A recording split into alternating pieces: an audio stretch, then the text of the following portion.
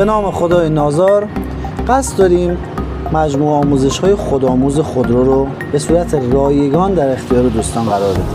که این بنده های خدا رانندگان بتونن کارهای اولیه ماشین، اطلاعات اولیه ماشین رو داشته باشن که اگر ماشینشون توی جاده موند یا اینکه نه اصلا بخوان سرویس کنن، خیلی کارا رو خودشون بتونن انجام بدن. یه جعبه ابزار داخل ماشین داشته باشین، پیشگوشی آچار هم برده است، هر چی، یه تیکه سیم، یه چند متری سیم و یه فازمت و لامپ تست. این فازمت رو میتونین، لامپ تست رو میتونین از بازار تهیه کنین یا اینکه اگرم نخواستین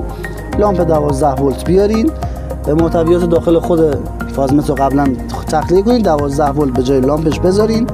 یه تقریبا 1 متر سیم و با یه گیره و همین سادگی میشه مسیرهای برق و منفی رو چک کرد.